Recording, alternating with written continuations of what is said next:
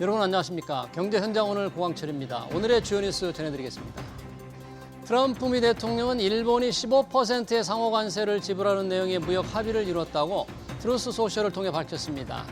일본은 자동차와 트럭, 쌀과 특정 농산물 등을 개방하기로 했습니다. 트럼프 대통령은 아마도 지금까지 이루어진 가장 큰 거래일 거라며 일본은 미국에 5,500억 달러를 투자할 것이라고 설명했습니다. 범 여권이 자사주 소각 의무화를 담은 상법 개정안을 연달아 발의하며 공세에 나서자 야당은 신주 인수 선택권 도입 등을 명문화한 개정안을 내놓는 등 맞불 작전에 나섰습니다. 범 여권에선 김남근, 차규근, 민병덕 의원에 이어 김현정 의원이 자사주를 취득하는 즉시 소각하는 상법 개정안을 발의했습니다. 반면 국민의힘 최은석 의원은 차등 의결권 주식, 거부권부 주식, 경영판단 원칙 명문화 등을 담은 상법 개정안을 발의했습니다. 삼성전자가 2분기에 부진한 실적을 내놓은 뒤 SK하이닉스의 실적 호조가 어느 정도일지 업계의 관심이 높아지고 있습니다. HBM 고대역폭 메모리 시장을 주도해온 SK하이닉스는 2분기에 매출 20조 원, 영업이익 9조 원으로 독주 체제를 공고히 할 것이라는 전망이 나오는데요. 다만 골드만삭스가 내년 HBM 경쟁 심화와 가격 하락을 예상한 만큼 SK하이닉스의 3분기 이후 전망치가 더 중요해지고 있습니다. 민생회복 소비 쿠폰 신청과 지급이 사흘째를 맞았습니다. 돈 뿌리기 덕분에 한국은행이 조사한 소비심리지수가 4년 만에 최고 수준을 보였다고 합니다. 소비 쿠폰 부정 유통 사례도 나왔는데요. 소비 쿠폰의 소비 증대 효과가 어느 정도일지 이어지는 집중 진단에서 살펴보겠습니다. 경제 현장 오늘은 SBS BG앱과 유튜브에서도 실시간 시청 가능합니다. SBS BG앱을 다운받아 시청하면 더 많은 정보와 뉴스를 볼 수 있습니다.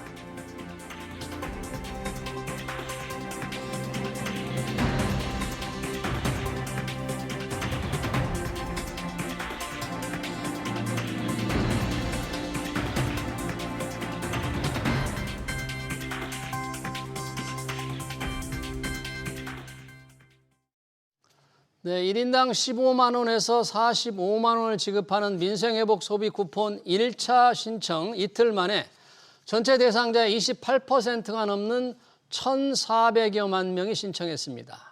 지급한 돈도 2조 5천억 원을 넘었죠. 소비 쿠폰이 얼어붙은 경기를 살리는 불쏘시개가 될지, 대통령이 지시한 추가 소비 진작 대책은 무엇이 나올지 두 분과 얘기 나눠보겠습니다. 이은희 인하대 소비자과 명예교수, 서지용 상명대 경영학부 교수 나오셨습니다. 어서 오십시오. 안녕하세요. 반갑습니다. 안녕하세요. 소비 쿠폰 지금 사흘째네요. 신청하고 지급. 벌써 이제 쓰는 사람들이 많이 늘어나고 있다는데 신청이 굉장히 많이 되고 있어요. 지금 신청 얼마나 많은 사람이 했습니까? 이은희 교수님. 네, 오늘은 출생연도 끝자리가 3인분하고 8인분들이 이제 신청할 수 있게 돼 있죠. 예. 그래서 이제 어제까지 보면 그 이틀 동안 1,428만 한 6천 명 정도가 신청을 해서 예. 전체 대상자의 28.2%가 이제 신청을 했다라고 얘기를 하고요. 제일 많이 신청한 게 신용카드나 체크카드를 한 74%하고 예. 그 다음에 이제 많은 게 지역사랑 상품권 한 216만 2천 명 정도. 네. 그 다음에 이제 선불카드, 그 다음에 그 지류, 그 지역사랑 상품권은 한 25만 명 정도 신청을 했습니다. 네. 이틀 만에 1,400명 넘었는데 오늘 통계까지 합하면 신청자가 2천만 명을 훌쩍 넘겠네요. 지금 네. 속도라면. 그렇죠? 네, 그렇게. 자, 지금 말씀하실 때 이제 신용카드와 체크카드가 제일 많다고 하셨는데 신용카드, 체크카드가 있고 받는 방법, 모바일형과 카드형 선불카드가 있고 그리고 지역사랑 상품권이 있는데 뭐 좀 특장점이 있는 모양이죠. 어떻게 좀 다르다고 할 수 있을까요? 예, 그렇습니다. 이제 디지털 방식으로 받는 방법이 신용 체크카드 방식, 그다음에 모바일 지역사랑 상품권 지급 방식 그 두 가지고요. 예. 이제 오프라인 방문하셔가지고 별도로 받는 방식이 지류형 지역 상품권 수령하는 거, 그다음에 선불카드로 받는 방법 이렇게 구분할 수 있어요. 예. 근데 이제 전자 두 가지는 이제 장단점이 있는데 예. 일단은 수령하기 편하죠. 그러니까 그렇죠. 젊은 분들이 이제 온라인으로 신청하고 또 경우에 따라서는 본인이 쓰는 신용카드에 얹어서 그냥 사용할 수 있고 네. 그다음에 또 모바일 지역사랑 상품권 같은 경우도 이제 소위 말해서 잔액 확인되고 사용처가 이제 확인할 수 있고 본인이 온라인 결제할 수 있고 상당히 편해요. 네. 근데 이제 요거는 이제 그 어르신들, 노인분들이 이용하시기 또는 신청하시기 어려운 부분이 있고 취약계층들. 예, 그렇습니다. 근데 지류형 지역사랑 상품권 같은 경우는 네. 종이로 된 그 지역사랑 상품권이죠. 예. 근데 당초에는 이제 고령층들이 많이 받으실 거로 생각이 돼서 네. 아마 요 부분을 준비를 많이 못했던 것 같아요. 근데 사실은 이 종이로 된 지역사랑 상품권이 또 장점도 있어서 어떤 장점이? 이제 젊은 분들 신청하시는 분도 있는데 예. 사용 기간이 최대 5년입니다. 아, 이게 우리 사용기간이? 타 방식은 4개월이잖아요. 11월 예. 말까지 쓸 11월 수 말까지면, 있잖아요. 예. 이건 이제 5년까지니까 솔직히 현금처럼 지역 매장에서도 쓸 수 있기 때문에 오랜 기간 동안에 사실은 이거를 일부 지역에서는 사실 품귀 현상이 생겼다고 해요. 네. 예, 일부 지역에서 전체 시군구의 한 26% 정도가 이 지류형 지역 상품권을 이용할 거라 봤는데 예. 많이 이용하신 분들이 의외로 많았던 거고요. 그래요? 그다음에 선불 카드는 사실은 많은 분들이 선호하시는 분이 있어요. 대체적으로 고령층 대상 그 소비자분들이 이제 주민센터 가셔가지고 받게 되는 게 이제 선불 카드예요. 선불카드인데, 예. 직접 받을 수 있고, 근데 이제 이거의 단점은 정부가 원래 이제 계획했던 민생 소비 진작에 좀 어긋나는 면이 있죠. 왜요? 예를 들면 요걸 가지고 이제 부정 유통하시는 분들이 많아요. 부정 예, 유통. 중고 플랫폼, 보통 우리가 뭐 당근마켓이라고 알고 있는 중고 플랫폼 같은 데서 할인해서 이제 판매하는 분들이 있는 것 같아요. 네. 그러다 보니까 이제 소위 말해 사용처가 사실은 이제 제한되는 그런 단점을 보완하기 위해서 현금화하려고 하는 분들이 있다 보니까 그래요? 이제 이런 좀 취약한 문제점들이 생기지 않나 생각됩니다. 지금 말씀하실 때 지류형 지역사랑 상품권이 일부 지역에서 품귀 현상이라고 그러는데 이걸 지금 어디서 지류형 지역사랑권을 받는 건데 누가 이거는 발급하는데 부족한 상황이 지금 네. 발생된 거예요, 이거는? 그 지역사랑 상품권은 조폐공사에서 조폐공사에서? 발급을 하거든요. 그래서 이제 이 지류형 지역사랑 상품권도 조폐공사에서 발급을 하는데 예. 이제 각 지자체에서 그 신청을 꽤 많이 했고요. 또 받으러 또 첫날 엄청나게 많이 오셨기 때문에 품귀 현상을 빚는다. 이렇게 이제 볼 수가 있는 거죠.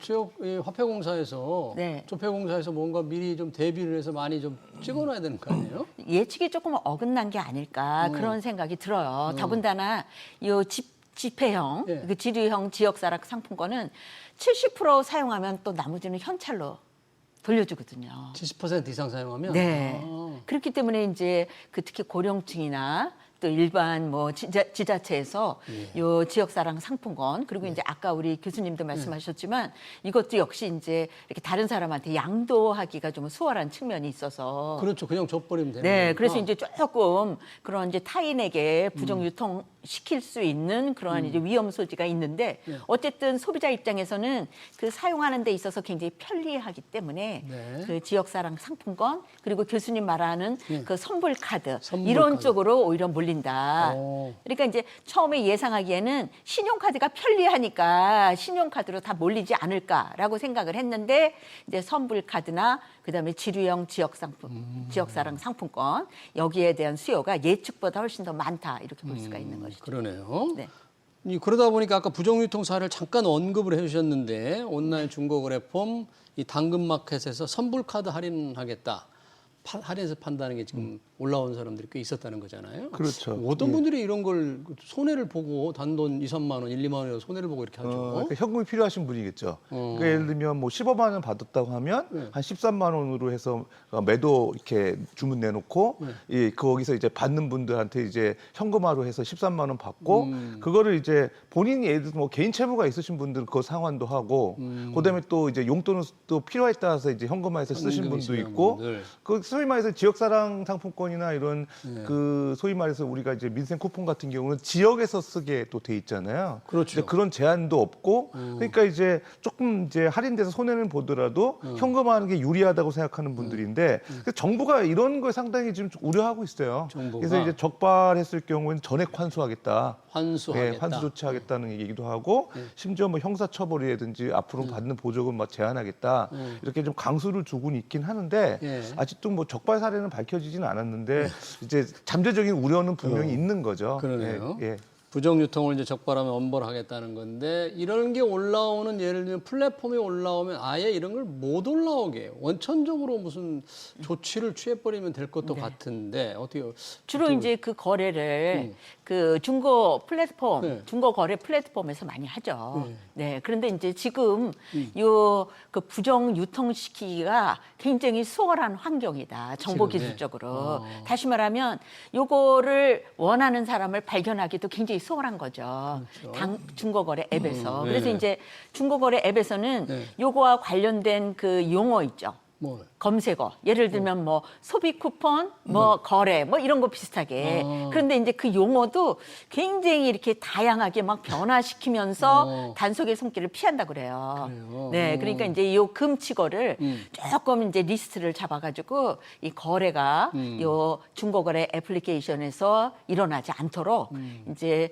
그 행안부도 중고거래 앱에 이제 부탁을 한 상태고, 그다음에 중고거래 앱도 플랫폼이 즉각적으로 이제 발견이 되면 삭제하고 열심히 활동을 하고 있다 이렇게 얘기합니다. 그러네요. 그럼 부정유통사를 좀 철저히 단속해서 기왕에 우리가 비즈니스 소비권을 발행했으니까 효과가 나오도록 해야 되는데 또 이런 분들도 있나 봐요. 이 소비권을 받으면 현금이 좀 쓸 수가 현금 여유가 상대적으로 생기는 거잖아요. 받기 전에 비해서. 그러다 보니까 뭐 사채업자들이 빚진 분한테 빚을 다 갚아라 이렇게 압박을 하거나 뭐 이런 사례도 지금 우려하는 사례로 지적이 되는데 어떻게 보십니까? 이 부분은? 그렇죠. 예를 들어서 이제 빚이 많으신 분들, 생계형 채무자들 같은 경우는 우리 소득이 생겼으니까 채무 상환해라. 이렇게 이제 채권업자들한테 이렇게 여러 가지 그 압박도 받고, 그다음에 또 이제 불법 출심에 대한 그 가능성도 높아지고 있고, 실제적으로 이분들이 상당히 심리적으로 부담 느낄 수도 있는 거예요. 그러니까 불로소득이 생긴 거에 대한 거를 이제 채권자들이 이제 불법 출심이나 기타 평소보다 더 압박을 가한다든가 이렇게 해서 상당히 부담 느끼는 분명히 있거든요. 그래서 사실은 이제 정부나 지방자치단체에서도 취약계층 쿠폰 사용하는 데 있어서 안전적인 이런 부분들 보장해주기 위해서 뭐 이런 불법 출심이나 이런 거 신고센터도 운영하고 있고 지금 모니터링하고는 있다고는 해요. 근데 이제 그럼에도 불구하고 이제 아주 작은 지역이나 또 개인 간 어떤 채무관계에 있는 분들을 다 확인하기는 어렵거든요. 그러니까 이런 문제가 상당히 좀 심각한 문제가 될 수 있지 않을까 생각됩니다. 그러네요. 지금 소비 쿠폰도 그렇지만 조만간 지금 자영업자들의 빚을 탕감해주는 정책도 나오잖아요. 그렇죠. 탕감해주니까 새로 돈을 주는 건 아니지만 탕감되면 조금 여유가 생긴다. 여유가 그렇죠. 뭐 조금이라도 생기니까 아까 말씀 사채업자라든지 채권 추종업자에서 그런 자영업자를 상대로 더 압박을 할 수 있는 거다. 그렇죠. 이런 걱정들이 참 많은데 이걸 좀 막는 방법은 아까 정부가 뭐 있다고 하죠. 뾰족한 방법이 있을까요? 이런 걸? 지금 그거에 대한 대책은 뭐 이렇게 발견되고 있는 건 대책을 마련한 걸로 보이지는 않아요. 그런데 이제 지금 소비 쿠폰으로 인해서 13조 9천억 원의 13조 9천억 예산이 원. 들어가잖아요. 그런데 이제 말씀하신 것처럼 그 5천만 원 이하의 장기 연체 7년 이상 연체하신 분들 채무 탕감해 주잖아요. 그거도 한 16조 4천억 원에 이른다고 그래요. 그래서 합하면 거의 한 40조에 이르는데 이제 말씀하신 것처럼 채무가 탕감되고 그다음에 이제 소비 쿠폰으로 돈을 받기 때문에 조금 여유가 생기는 거죠. 그래서 그거를 틈타서 요 불법 사금융 혹은 사채업자들이 이제 돈을 갚으라고 아니면 이제 돈 받은 거를 자기들한테 넘기라고 이제 요청할 그렇게 가능성이 압박할 가능성이 굉장히 크다 이렇게 볼 수가 있고요. 우리 교수님 말씀하신 것처럼 금융감독원에 신고센터가 있습니다. 이런 걸? 네, 신고센터인데 그것도 이제 추심을 불법으로 추심을 할 때 그거를 신고하는 신고센터예요. 그렇기 때문에 이제 요 신고센터의 업무를 요 지금 현재 요 소비 쿠폰하고 그다음에 요 저기 사채 탕감 있죠. 자영업자 채무 탕감. 그거와 관련해서 이렇게 불법 사금융이나 사채업자들의 압박이 있을 때 그거를 신고하는 식으로 요거의 업무 범위를 조금 더 늘리면 어떨까? 저는 그렇게 생각을 해요. 그러네요. 취약계층 이런 틈을 타서 이 틈을 노리는 사람들을 막을 수 있는 방법도 조금 필요하네요. 여러 가지고 소비 쿠폰 나눠주는 것만 중요한 게 아니고 이게 진짜 소비에 연결되도록 확실하게 연결되도록 해야만 할 것 같습니다. 그렇게 해서 뿌려지는 돈 이은희 교수님 말씀하셨다시피 소비 쿠폰이 13조 이제 9천억 원입니다. 적은 돈이 아닌데 과연 이 돈이 당초 목표로 했던 소비 증대 효과 어느 정도 될까? 이게 정말 경제를 좀 떠받치는 무슨 불쏘시개 역할을 할까? 이 부분은 상당히 좀 논란이 좀 있는 것 같아요. 어떻게 보세요, 이 부분? 예, 뭐 일단은 아직 시행하고 있기 때문에 결과는 좀 뒤에 지켜봐야 알겠지만 예. 참고로 저희가 이제 2020년도 코로나 사태 때 예. 민생지원금 시행했던 사례가 있기 때문에 그 내용을 비춰봐서 뭐 유추는 가능할 것 네. 같습니다. 일단은 그 2020년도에 코로나 지원 재난지원금이 한 그 40에서 50조 정도 지원이 됐는데 예. 그 당시에 우리 그 경제 성장률이 최대 0.3% 포인트까지 진작됐다는 연구 결과들이 많이 보고되고 있어요. 그러니까 실제적으로 GDP 성장률은 좀 개선이 분명히 된 것 같고요. 네. 그다음에 이제 민간 소비 측면에서 봤을 때 네. 민간 소비가 뭐 분석하는 기간마다 조금씩 다르긴 한데 최대 21.5%까지 개선됐다고 하는 보고도 있거든요. 네. 그러니까 한 22% 정도 개선됐다고 봐야 되는 거고, 그다음에 이제 자영업자들 매출 진작률이 재난지원금 지급하기 전후로 비교해 보면 4.5% 정도 진작이 됐다고 얘기를 하거든요. 예. 근데 그런 것들이 이제 순기능으로 보면 요번에는 사실은 그때보다는 지급 규모가 좀 작잖아요. 그렇죠. 그러니까 그때는 한 40에서 50조 정도 됐는데 이번 지원 예산이 한 14조 원 정도 가까운 규모니까 좀 작겠지만 그래도 분명히 진작 효과는 있을 것 같고요. 네. 다만 좀 우려되는 거는 이제 물가 상승 압력입니다. 물가. 그러니까 이게 지금 갑자기 돈이 풀리면서 네.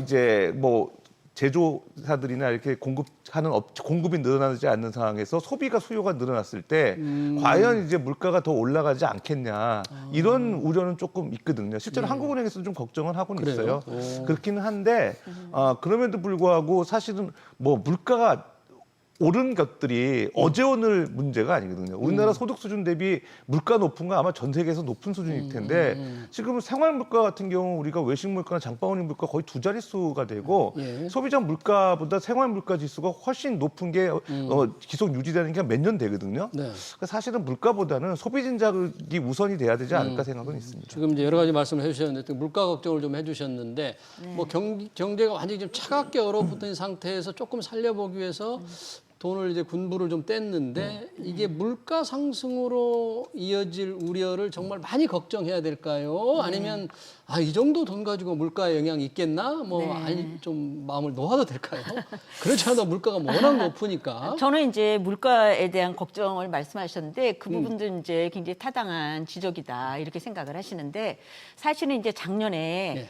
저희 그 자영업자 폐업한 사람이 100만 명이 넘었어요. 그렇죠. 네, 그게 이제 그 통계를 낸 게 1995년이라고 하는데 예. 30년 만에 100만 명 넘은 거는 이제 최초다 이렇게 얘기할 수가 있거든요. 그래서 이게 이제 물가의 걱정이 물론 있지만 이 자영업자분들이 그야말로 폐업하지 않고 그야말로 버텨서 다시금 이렇게 회생할 수 있게 하는데 이게 이제 요 돈이 역할을 해야 된다 이렇게 생각을 하는데 예. 그 코로나 시기에 그 돈이 그때 풀렸었잖아요. 네, 그렇죠. 그거를 이제 KDI에서 예. 조사를 했어요. 예. 근데 이제 만약에 저도 요새 이제 제가 한 달에 한 200만 원 지출한다고 하면 이제 25만 원이 들어오면 그냥 200만 원 하고 25만 원을 그냥 더 쓸까? 세이브 할까? 아니면 225만 원을 쓸까? 지금 고민 중이거든요. 그런데 이제 중요한 건 뭐냐? 추가 지출이 있어야 된다는 거죠. 신규 증대 효과가 있어요. 그렇죠. 소비를 새로 더 늘리는 거. 그렇죠. 신규 소비 증대 효과가 있어야 그게 이제 경제 성장에 도움이 되고 그다음에 자영업자한테도 도움이 되는 거 아니겠어요? 그렇죠. 그런데 이제 지난번 재난지원금에 대한 그 분석 결과는 그렇게 희망적이지는 않아요. 그때는? 그래서 그 말씀하신 대로 순수 소비 증대 효과가 26%에서 최대 36%. 그러니까 새로. 결국은 무슨 얘기냐? 100만 원이 풀리면 네. 그중에서 순수하게 지출이 증가된 거는 한 36만 원, 40만 원 정도고 나머지 돈은 네. 저축으로 되든가 대출을 갚든가 이렇게 한다. 그런데 이제 지금 경제 상황은 이제 자영업자분들도 너무 어렵고 또 경제가 너무 얼어붙어 있으니까 각 가게가 좀 힘드시더라도 조금 펑펑 좀 쓰시면 좋겠어요. 네, 그래서 이제 25만 원을 받은 만큼 추가로 다 썼으면 추가로 좋겠다. 지출하시면 좋겠다. 네. 이 말씀이고요. 네. 그다음에 이제 그 아까 경제 성장 말씀을 네. 하셨는데 0.3% 정도 뭐 증가한다. 이렇게 우리 과거에, 서 교수님께서 코로나 이제 때. 말씀을 하셨잖아요. 그런데 오늘 제가 들어오면서 보니까 아시아개발은행에서 네. 우리나라 올해 경제 성장률을 1.5에서 0.8로 하향 조정했다 그러더라고요. 아, 또 낮췄군요, 네, ADB에서. 하향 조정했는데 이게 이제 소비 쿠폰이 한 0.3%라도 플러스 알파 효과가 있으면 이게 이제 경제 성장률이 우리가 너무나 지금 좀 낮은데 거기에 조금이라도 좀 도움이 되지 않을까라는 뭐 바람을 가져봅니다. 네, ADB 아시아개발은행에서 올해 성장률 전망치를 지금 이은희 교수님 전언에 의하면 1.5%에서 0.8%로 낮췄는데 만약에 소비 쿠폰이 없었다면 인하 폭이 더 컸을 수도 있을 것 같고요. 네.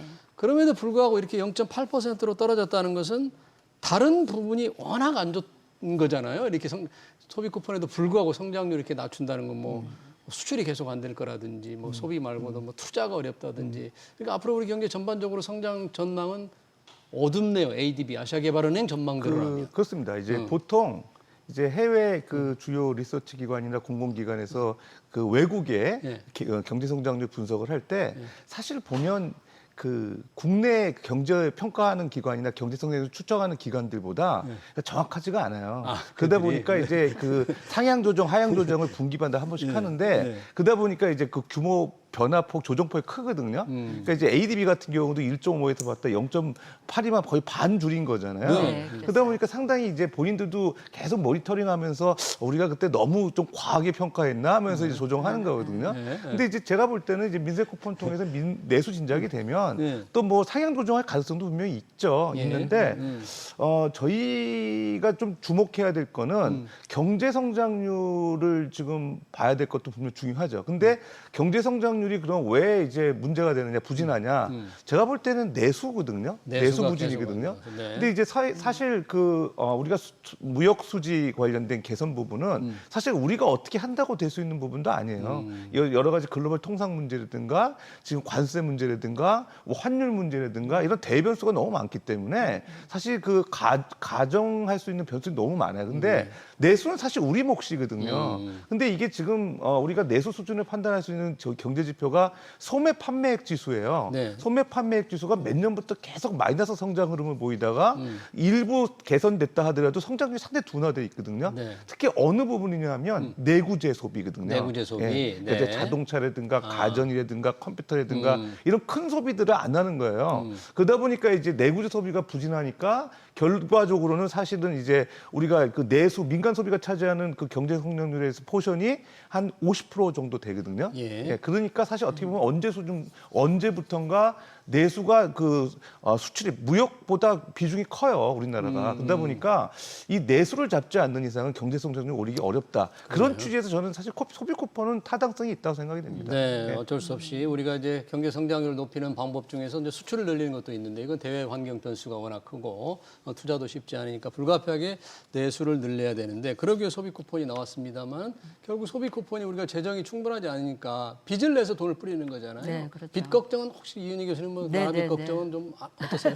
이게 이제 1,300조를 넘어서게 된다는 거 아니에요. 이게 이제 국내 총생 GDP하고 비교하면 이게 이제 48.4%인데 뭐 이 수치가 높으냐 낮으냐 뭐 논란도 많죠. 다른 나라하고 비교해서. 그런데 이제 작년에 비해서 작년에 46.1%였는데 2.3%. 그러니까 이제 그 저기 채무 비율, 국가 채무 비율의 증가 속도가 이제 너무 빠르다. 네, 이렇게 이제 저는 생각이 들고요. 그다음에 또 제가 이제 조금 요거는 다른 얘기 같은데 지금 저희가 그 초고령화 사회에 들었거든요. 그렇죠. 네, 그렇기 때문에 근데 이제 65세 이상 그 인구 구조로 볼 때 이 고령 인구는 그렇게 소비를 활발하게 하지는 않습니다. 물론 이제 뭐 건강이라든가 뭐 병원이라든가 뭐 이런 지출은 할지 몰라도 그래서 저는 기본적으로 인구 구조의 문제도 굉장히 내수에 영향을 미친다. 이렇게 말씀드리고 싶고요. 그다음에 이제 이번에 그 소비 쿠폰을 하면서 이제 슬로건으로 뭐를 내세웠냐면 경제 회복의 마중물, 그다음에 이제 성장의 마중물이라고 했는데 이게 그 성장의 마중, 회복의 마중물은 알겠어요. 네. 그런데 성장의 마중물이라고 하면 그 마중할 수 있는 뭔가 이렇게 준비된 계획이나 뭐 이런 게 있냐. 그래서 좀 뭐랄까 돈을 받아서 좋기는 하지만 다들 마음이 복잡하다. 아. 이렇게 지금 얘기들을 하거든요. 나라빚은 늘어나고. 그렇죠. 또 그리고 이제 갚아야 이게 마중물이면 무엇의 마중물인지 그 무엇에 대한 준비가 있냐 이제 그런 것들이 좀 걱정이 좀 많이 되는 거죠. 이게 그냥 일회성으로 쓰고 이제 다 없어지면 그 다음에 또 막 경기 안 좋다, 자영업자 매출 안 오른다 그러면 그때는 또 어떻게 또 하냐. 어떻게 할 거냐. 네, 그런 생각이 듭니다. 그런 걱정 이은희 교수님 걱정을 해주셨는데 이재명 대통령이 지금 소비 쿠폰 관련해서 얘기하면서 이런 얘기를 했더라고요.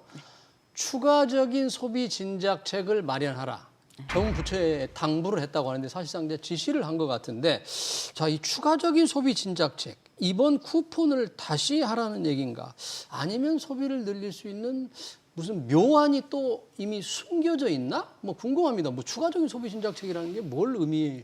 예, 제가 생각하는 게 한 가지 있긴 한데요. 있어요? 일단 그거 말씀드리기 전에 이제 부처별로 준비를 하고 있어요. 그러니까 기획재정부 같은 경우는 추가 예산 확보해가지고 앞으로 이제 추가적인 그 이제 2차 지급하는 거에 대한 재정 조기 집행할 수 있게끔 뭐 예산 확보하는 문제가 있을 수 있고요. 행정안전부 같은 경우는 지금 보게 되면 지류용 모바일 상품권에 대한 발행 수요가 많은 거에 대비해서 또 여러 가지 뭐 현장 인력도 투입해서 그런 소진되는 문제에 대해서 수요 예측을 좀 정확히 해야 되는 부분도 있을 것이고 중기부나 산업부 같은 경우는 이제 소상공인 대책이죠. 이분들을 위해서 이제 판촉 행사 많이 하고 우리 사실 코리아 세일 페스타라고 매년 10월 달이나 그쯤 하는 게 행사도 있는데 이때 사실은 어떤 그 판촉 할인 행사 같은 거 기획하면서 이제 소비를 늘릴 수 있는 내구재 이제 늘릴 수 있는 행사도 좀 준비하고 있고요. 또 뭐 고용노동부 같은 경우는 뭐 취약계층 생계비 바우처 제도를 활용하고 그다음에 돌봄 서비스, 생활 서비스 이런 거를 좀 효과적으로 할 수 있는 거. 그다음에 문화체육관광부 같은 경우는 지역 행사죠. 뭐 축제 소비 늘릴 수 있게끔 주말을 이용해서 많은 분들이 오셔서 소비를 늘리고 갈 수 있는 부분. 그런 것들이 이제 부처별 소비 진짜책이라고 보여지는데 제가 생각하는 건 딱 한 가지는 뭐냐면요. 그 지금 그 소비 쿠폰이랑 그 신용카드 공제율 지금 신용카드 공제율이 연말 정산할 때 이제 소득 공제율 이제 시행해 주잖아요. 그게 올해 일모를 앞두고 있습니다. 이제 그러니까 그 공제하는 그 기간이 끝난다 기간이 이거죠? 그렇죠. 기간이 계속 연장해 왔는데 이제 올해 말까지거든요. 그럼 이제 그 이후에는 안 하냐. 그래서 저는 오히려 그거를 연장하면서 요번 그 소비 쿠폰 하는 거 연계를 해야 될 것 같아요. 그러니까 예를 들면 그 소비 쿠폰 지금 받은 분들이 신용카드를 가지고 오히려 영세한 이런 가맹점이나 그런 소상공인들 운영하는 매장에서 사용을 했을 때 오히려 소득공제율을 더 상향 조정해주면서 자꾸 이렇게 소비를 늘리게끔 선순환 역할을 해주는 그런 지원 방법인 거죠. 그리고 실제로도 영세 자영업 하시는 분들이 신용카드 좀 자기네들 그런 매장에서 쓸 수 있는 그 경우 한 소비분에 대해서는 공제율을 좀 상향 조정해달라고 지금 국회에다가도 많이 청원하고 있어요. 근데 그런 문제와 연계시키면 분명히 신용카드나 체크카드용으로 받은 분들이 어차피 이제 소비를 늘렸는데 이번 소비 쿠폰으로 이런 그 소상공인이 매장에 쓰면은 다시 그걸 또 추가적으로 뭔가 공제를 더해준다고 더 쓰실 가능성이 있거든요. 근데 그런 것들이 연계했으면 좋겠습니다. 신용카드 소득 공제율 올해 연말로 끝나는데 연장하면서 공제율도 더 높이는 방법이 어떻겠느냐 그런 대책이 좀 필요하다 그러는데 뭐 이렇게 하든 저렇게 하든 정부 부담이 다 늘어나는 건데 이제 추가적인 소비 진작책이라고 하니까 몇 가지 부처별로 말씀해 주셨지만 결국 이제 정부가 지원하는 꼴이 되는데 그래야만 되는 상황으로 좀 가는 건데 다른 뭐 묘안이 다른 건 없겠죠? 그럼 기본적으로 그 이제 아까 그 순수 소비 증대가 36% 최대라고 했잖아요. 그러니까 아마 이제 대통령께서도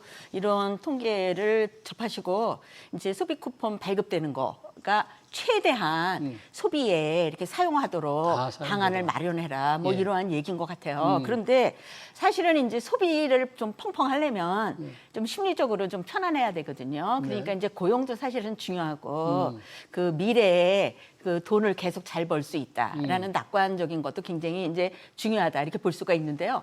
또 하나 이제 드리고 싶은 말씀은 그 이번에 안 사면 억울하다. 다시 말하면 이게 너무나 좋은 소비의 기회다라고 생각을 하면 소비자들이 어떻게 알고 벌떼처럼 와 있거든요. 그래서 제가 생각하기에는 지자체에서 이렇게 사람들을 오프라인으로 네, 밖으로 끌어모을 수 있는. 끌어내고 네. 그다음에 소비를 하고 싶은 마음이 드는 이벤트라든가 이런 것을 적극적으로 좀 만드실 필요가 있고요. 그다음에 자영업자분들도 앉아서 기다리시지만 말고 그 적극적으로 마케팅을 좀 하셔가지고 예. 우리 집에 오면 소비하면 기쁨이 2배다라고 네. 소비자가 알게끔 이렇게 확 땡겨주는 네. 소비를 땡겨주는 그러한 구체적인 전략들이 필요하다. 네, 알겠습니다. 민생회복 소비 쿠폰 사흘째 지금 얼마나 쓰이고 있는지 그리고 앞으로 추가 소비 진작책은 무엇인지 관련 토론 여기서 마치겠습니다. 지금까지 이은희 인하대 소비자학과 교수, 서지용 상명대 경영학부 교수였습니다. 고맙습니다. 네.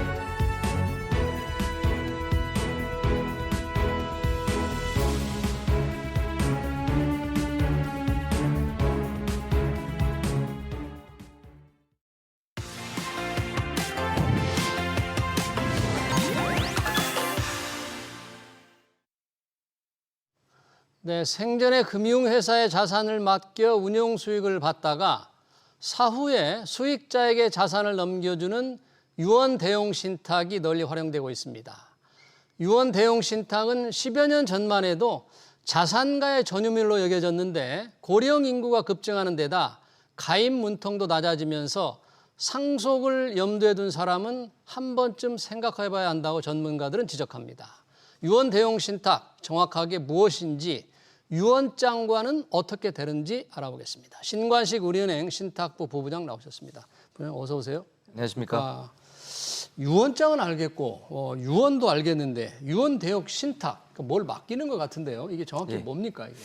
그러니까 유언장과 비슷한 효과가 있는데요. 예. 다만 이제 유언장은 본인의 사망 이후에 이런 내용들을 재산의 이전이라든지 가족의 이전을 남들 모르게 종이라든지 또는 변호사나 공증인을 찾아가 가지고 네. 맡기는 반면 예. 유언대용 신탁은 살아 계실 때부터 은행 등 신탁회사에 네. 재산을 맡겨가지고 살아 생전에는 재산 관리와 자산 관리를 모두 받을 수 있고 재산 관리를 해주고. 예, 그리고 돌아가신 다음에는 본인의 의지대로 가족들에게 이 재산을 효율적으로 그리고 신속하게 재산을 배분해주거나 이전해주는 과정을 유언대용 신탁이라고 말할 수 있습니다.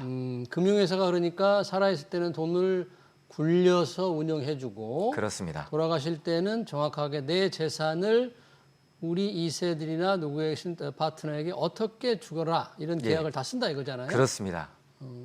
얼핏 보기에 돈이 좀 많아야 가입할 것 같은데 요즘 뭐 가입하는 분이 좀 늘고 있다고 하는데 추세는 어때요? 지금? 지금까지 우리나라의 이제 그 일반 보통 분들의 어떤 재산의 이제 과정을 보면 재산의 취득 그리고 재산의 형성 그리고 재산의 증식 여기까지 이제 재테크라는 용어로서 이제 많이 활용되어 왔죠. 예. 그런데 이제 최근에 와서는 이제는 부모 세대보다 자녀 세대가 재산이 더 적을 수도 있겠다. 그런 걱정 부모들이 하죠. 그렇죠. 네. 소득이 적을 수도 있겠다. 이런 부분에서 일정 부분 시니어 분들이 본인 사후에 이 재산을 승계하는 방법에서 여러 고민을 하고 계시고 그런 부분에서 과거에는 재테크 중심이었고 현재도 마찬가지지만 네. 재산 승계에 관심을 갖고 있고 여러 가지 신탁이라든지 이런 부분을 활용하고 계시다라고 보시면 좋을 것 같습니다. 그럼 유언대용 신탁 우리 시청자들이 지금 이게 얼마나 많은 나만 못하고 있나 나만 안 하고 있나 이런 궁금한데 금융권 전체적으로 대략 한 몇 명이 가입을 했는지 이 잔액이 대략 어느 정도 될까요? 이제 언론상으로 또는 금융투자협회에 이제 집계된 자료들을 토대로 보면은 올해 한 6월 정도까지는 한 3조 7천억 정도 될 것 같습니다. 5대 시중은행을 합산해 보면요. 은행에 맡긴 그렇습니다. 신탁에 예, 4조 원 가까이 되고요. 그렇습니다. 네.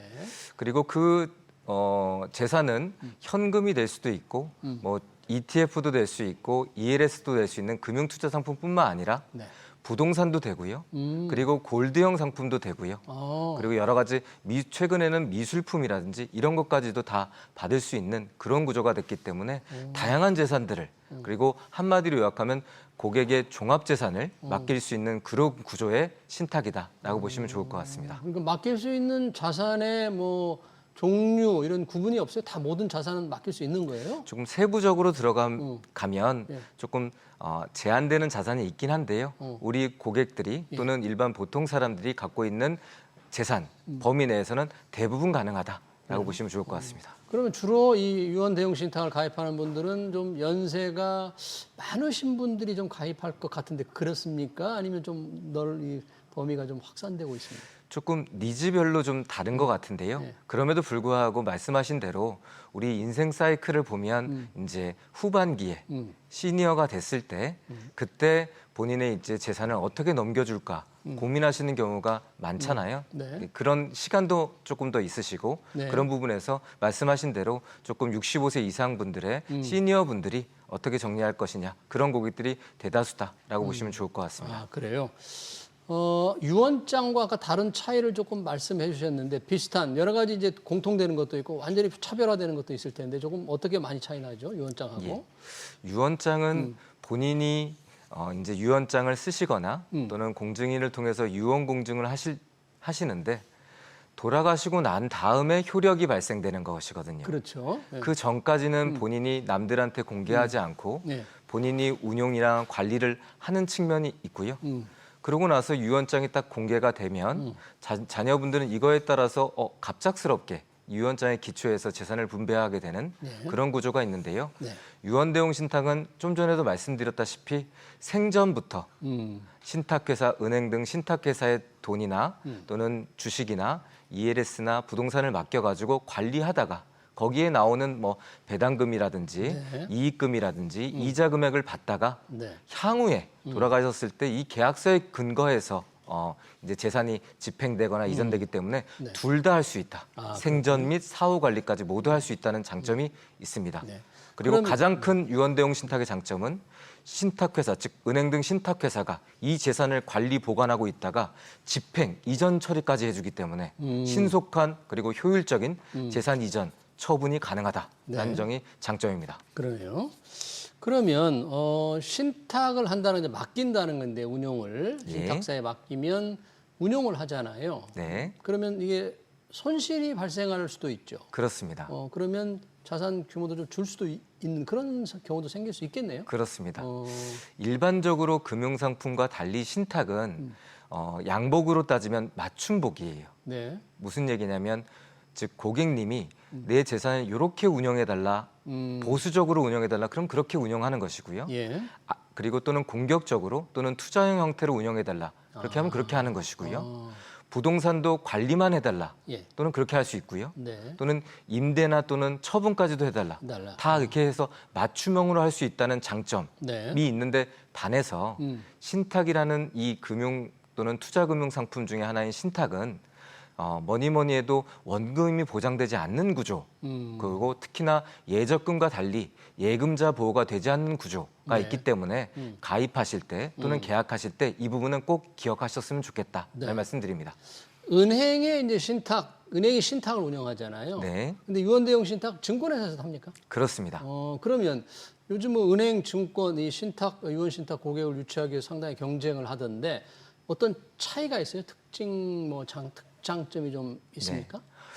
업권 또는 은행과 증권사의 어떤 브랜드, 예. 이미지, 예. 그리고 어떤 고객들의 어떤 투자 성향, 이 좀 차이가 있는 것 같고요. 예.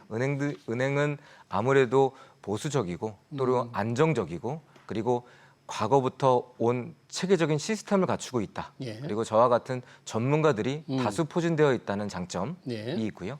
증권사는 아무래도 신탁을 운영함에 있어가지고 투자 형태 또는 어떤 수익 형태 네. 또는 어떤 공격적인 형태 이런 부분에 장점이 있기 때문에 네. 조금 업권별로 또는 잘하는 어떤 특장점이 다르다. 그리고 거기에 맞는 고객들도 그렇게 이제 선호하고 계시다라고 보시면 좋을 것 같습니다. 네. 은행이나 증권회사가 고객 자산을 맡아서 운영하는 그 신탁 과정에는 맞는 거에 대한 대가, 우리가 뭐 보수라고 하잖아요. 수수료가 그렇습니다. 있을 텐데 수수료 차이는 좀 별로 없나요? 수수료 차이는 크지 않고요. 크지 않습니까? 그리고 또한 유언장도 솔직히 말씀드리면 우리나라 대부분의 상속 피상속인들 돌아가시는 분들이 크게 한 90% 외에는 예. 한 10% 전후가 유언장을 고민해봤거나 또는 유언대용 신탁을 생각해보거나 이렇거든요. 10% 예, 정도가? 10% 내외 정도가. 그런 부분에서 보면 생각해 보면 이 그 유언장이랑 유언대용 신탁이 초기 시장이거든요. 지금 현재 예, 초기 네, 시장인데 네. 앞으로는 더 늘어날 시장인 거는 맞죠. 음. 그런 부분에서 보면 유언대용 신탁의 어떤 그 앞으로의 가능성 이런 부분들이 크다라고 말씀드릴 수가 있고요. 네. 예.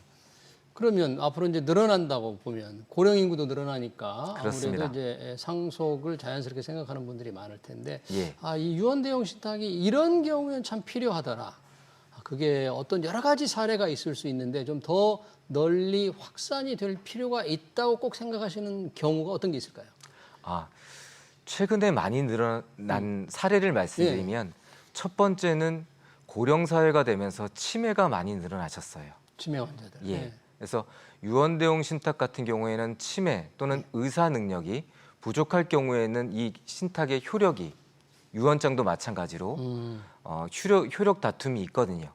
그런 부분에서 치매 전에 내 재산에 대해서 의사 능력이 올바르실 때 그때 맡기시고 치매가 났어도 재산 관리를 은행 등 신탁회사가 잘해주고 그리고 이 치매가 발생했을 때 의료비, 간병비 이런 부분들이 지급될 텐데 은행 등 신탁회사가 잘 지급해주고 그런 다음에도 남은 재산을 자녀들이나 가족들한테 잘 인수인계해줘라 라는 니즈가 많이 늘어났습니다. 그래요? 그러니까 예. 치매 전에 예를 들면 내가 치매에 걸리면 네. 내 재산은 반드시 매월 200만 원, 300만 원은 반드시 치매 비용으로 먼저 써라 이런 계약을 할 수도 있겠네요. 그렇습니다.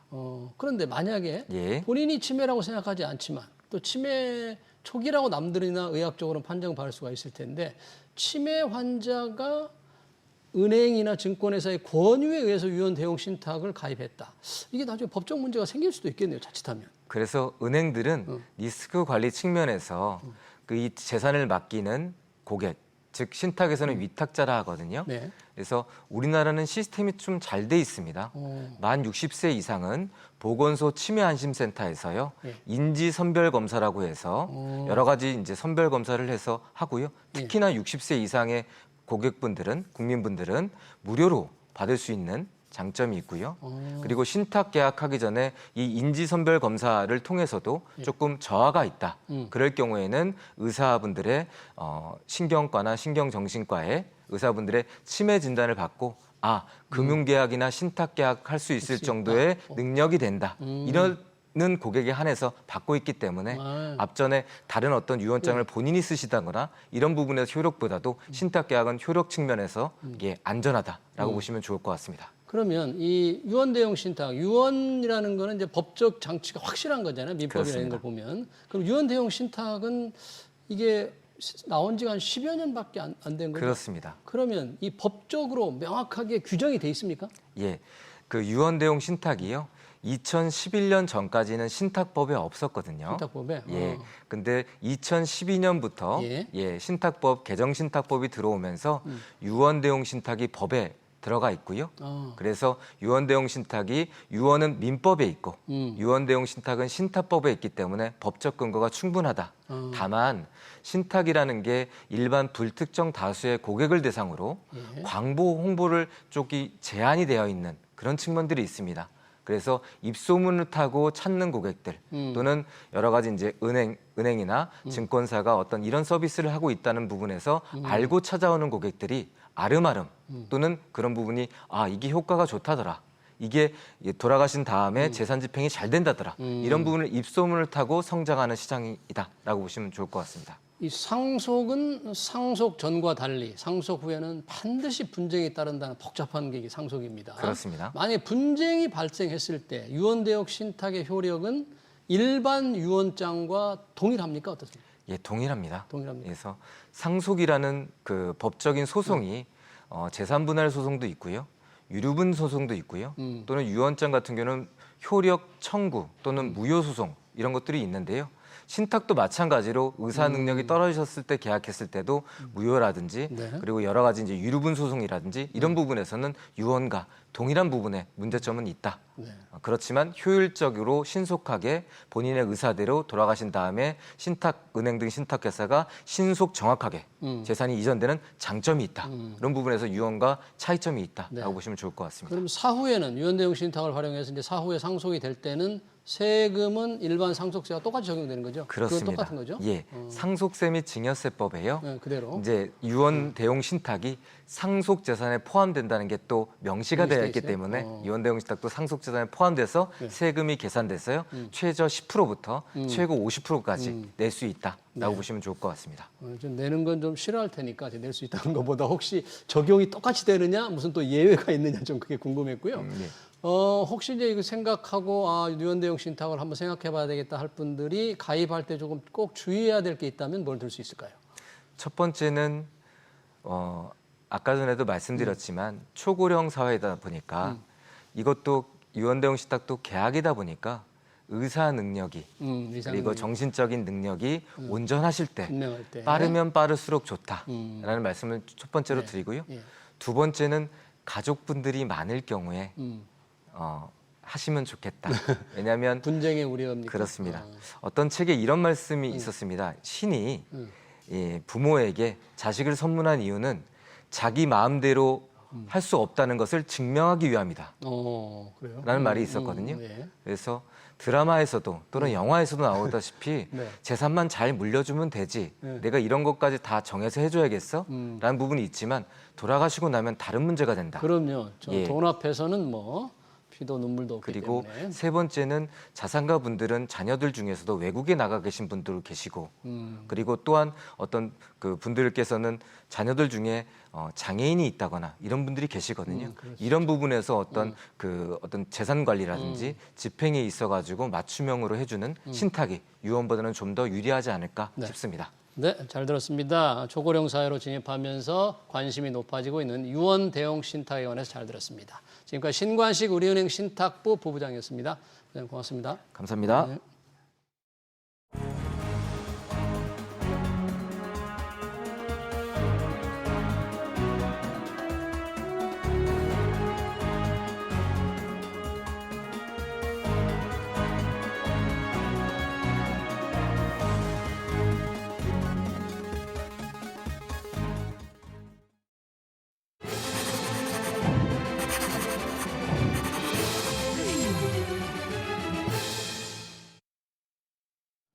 네, 소비 쿠폰 덕분에 한 통에 3만 원이 넘는 수박을 사고 오랜만에 소고기를 구워 먹었다고 합니다. 한국은행이 조사한 7월 소비자 심리지수가 4년 만에 최고치에 달한 것도 소비 쿠폰과 무관치 않아 보입니다. 이재명 대통령은 추가적인 소비 진작책을 마련하라고 전 부처에 지시했습니다. 소비 증가세를 이어가고 싶은 마음일 겁니다. 문제는 지속 가능성인데요. 정부가 돈을 뿌려 군부를 떼는 관제 소비는 오래가지 못합니다. 진통제를 계속 맞을 수는 없습니다. SBS 비즈 경제 현장을 여기서 마치겠습니다. 시청해주신 여러분 고맙습니다.